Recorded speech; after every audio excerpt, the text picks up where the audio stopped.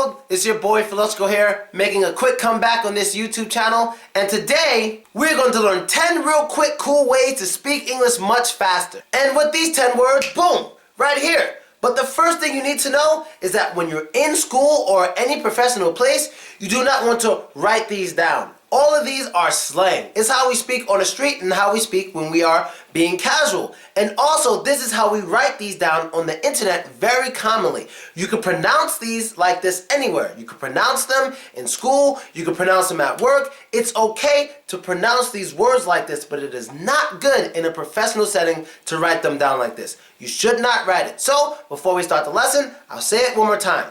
With these words, do not write them down for your homework or write them down in an essay. No, it is slang. But you can pronounce them anywhere, anytime. It's okay, and it's great to use this on the internet because almost all Americans use it. So, let's get to understanding these 10. Let's go. The first one is gonna. And gonna is short for going to. For example, if someone says to you, you're gonna be a rich person, what they're saying is, in the future, you'll be very rich.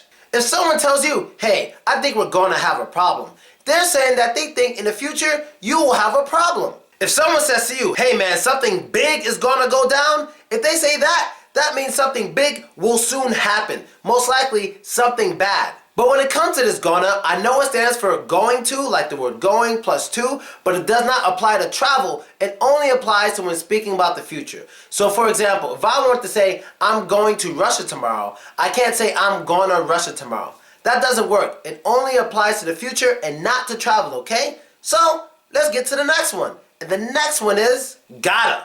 Got plus to, G-O-T plus T-O. Gotta. For example, I gotta dance when I go to the club. If someone were to say to you, I gotta think about my life, what they're saying is they must think carefully about their lives. Or if someone were to say, I got a bad feeling about this, that means they have a bad feeling about a certain situation. But with gotta, there's also another way you can use it. Gotta could also be used as a way to say you have something or you have received something. For example, I got a ruble from the store earlier. I got a ruble because I received it, and I can also say I got a ruble because I have it. Just like that. I got a hat on my head. I got a wig as a gift from my friends in Chechnya. I got a pair of glasses from my eye doctor in Brooklyn. She's Russian. Just like that. 2 different ways. So, let's get to the third one. And the third one is wanna. Now, wanna is easy. Wanna basically stands for want to. For example, I wanna be rich. I wanna be cool. I wanna travel all around the world. I wanna fall in love one day. I want to have big muscles so everyone can think I was sexy. But there's also another way to use wanna. Another way to use wanna is basically to say I want a, and it's usually followed by a noun. For example, a lot of people tell me they want a hat like this. But not all people, because a lot of people want a hat like this. If you want a ruble, I can give it to you. If you want a problem, we can solve it. If you want a good time, watch my videos. And that's the third one. So let's get to the fourth one. The fourth one is let me. And what does let me basically mean? This means let me. L-E-T plus M-E. Example sentences. If someone were to say to you, let me think about it, what they're saying is, give me time to think it over. If someone were to say to you, how could you let me do that? How could you let me do that? What they're saying is, how could you have allowed me to do that? That was a bad idea for me. You should have told me not to do it. A lot of times when people are about to fight with someone else, but their friend is holding them, they commonly say, let me go, I want to fight, let me go. And that means to release me, let me, allow me, let me, just like that. So, let's get to the next one. And the next one is gimme. And this is short for give me. Example sentences. If someone were to say, give me a piece of your mind, what they're telling you is, please give them some ideas about what's going on in your brain. Give me a chance. Give me a chance. Give me the opportunity. Give me my money back. Give me a reason. Give me a smile. Like that. Easy one. So, let's go to the next one. And the next one is out of. And what does this stand for? It means out of. For example, right now, I'm running out of money.